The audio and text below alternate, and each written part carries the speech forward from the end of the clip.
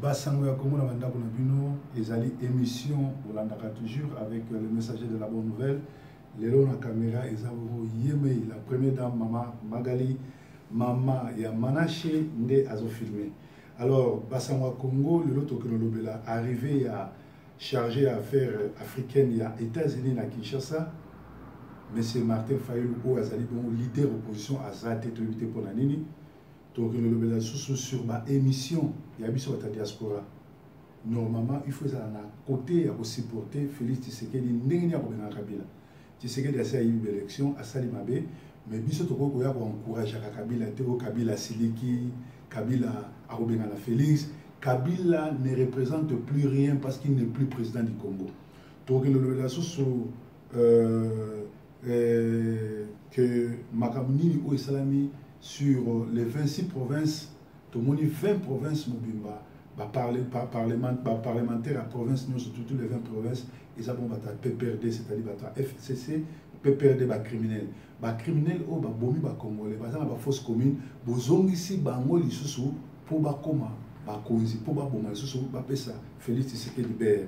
Donc, le sous pourquoi Tshisekedi a zone de humiliation, il y a un criminel rwandais.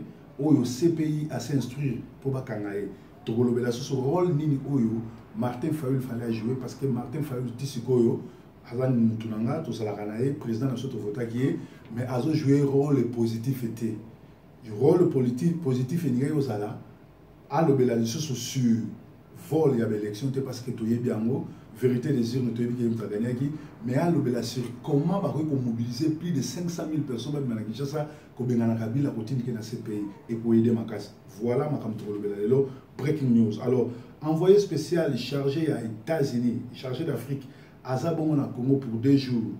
Alekaki na Rwanda, aleki na Burundi, aleki na Uganda, FC bango ba bimisa ba policiers, ba soldats tout parce que ba ko deal lisusu na ba moté, ba ko deal directement na Kabila. Na Tshisekedi. Mais le comble n'est que na côté il y a opposition, il a fallu kutana Martin Fayulu. Martin Fayulu a qui na poto et c'est l'air na poto.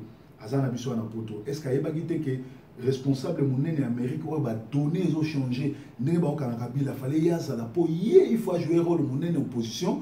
Azala opposition ya ko la sabatu ndenge Tshisekedi a sala ki mais azala opposition ya ko aider Félix ko récupérer impérium pour ko Kabila ko tinda na CPI atika ko bina atika ba théâtre akota na musala ya opposition oyo ya ko bimisa plus de 500 000 personnes libanda ko sala auto benga ngo soulèvement populaire. Je crois que ba émission nyonso oyo biso to sala les osenga tous à la bongo ba patriotique. Je crois que ba émission na biso ekoki ko sala malamu na côté ya ko kumisa Félix ko pese mayele ndenge ya ko benga na Kabila.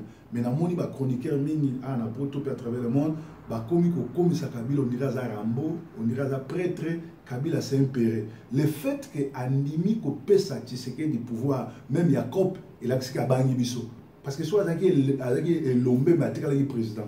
Mais bino siko bokomi ko lobo azo kanga Kabila, azo kanga Tshisekedi, azo bangisa Tshisekedi, azo révoquer Tshisekedi. Kabila, c'est un criminel rwandais ou un citoyen rwandais, il faut kangaye, to juger. Il ne représente plus rien. Mais c'est un dangereux qui a des armes, azaba milice, azaba mona ba rwandais et belé na ba mercenaires, il faut neutraliser. Côté à Est à Congo, félicitations na ba mai mai, ba délocaliser ba militaire nyon sur ba rwandais, ya ba nemulenge oyo Azarias Ruberwa. A comme ça qui bango lokola ba police pe a comme ça qui côté minembo lokola mboka ya koko na yepe a tiaki ya na chef coutumier. Merci après 15 ans ba congolais mai mai ba bengali bango.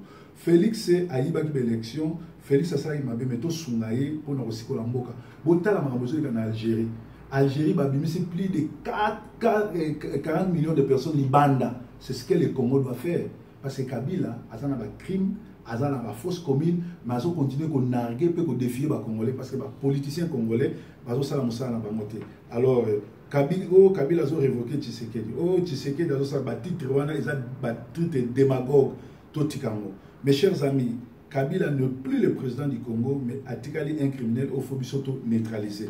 Alors sur les 26 provinces 20 etikali na maboko ya PPRD ba criminel ou ba kunda ba congolais na ba fausse commune ou ba sala ba crime contre l'humanité et c'est ngena biso to livrer bango. Alors tout tika bango lisusu na ba assemblée na biso ba ya ko boma ba ko détruire et aux malamu mingi Félix Tshisekedi ba rotier les ber et semeli to sa nini a kanga batuana pe a changer masolo no surtout alors to ba lisusu pour libérer pour Félix a libéré ba prisonnier politique et zo senga été a consulter tango et mwamba o yemo kazali criminel o fuba kangaye amnistie à présidence et koyaka ezalaka bongo na ordre ka kozwate donc Tshisekedi a se pensa ba congolais l'acception que za congolais abimisa ba prisonnier politique no so kabila kanaki uzamala yemo ko tambo mwamba c'est un criminel place na ezana boloko na prison alors to si ko lamboka to kana ba populaire ba criminel population et se soulever parce que tu as une élection 3 fois avec Bemba Kabila triché avec Tshisekedi le père Kabila triché na tour ya suka oyo to kei Kabila triché c'est-à-dire ba kenda na élection na ba criminalité président Fayulu aider mboka na yo positivement bima na distraction bima na masolo ya koluka susu vérité désir ne ba tutu ba yebi ke ko gagner une élection sikoyo sensibiliser batu pour na ko benga na Kabila na groupe na ino super ba criminel soulèvement populaire aux Alamalamo et au libéré. Nati Sekedi n'a pas congolais. Il y a eu bon breaking news en direct. Il y a Sentinelle TV avec le messager prophète 30. Merci Nabinus Bolandi. Bao bazana pour ça pour bien en le voilà dans bande Angleterre. Ils ont les catés donc faut bien en WhatsApp 0044 79 4 00 86 278. Calamité tous en Amboka Brazzaville et c'est quand vous trouvez dans Bamilulu. Nous avons pas nous calamité tous zone Manchester. Bébé Manacha Malamu, Mamane Magali, Apesino Mbote. Baba for now.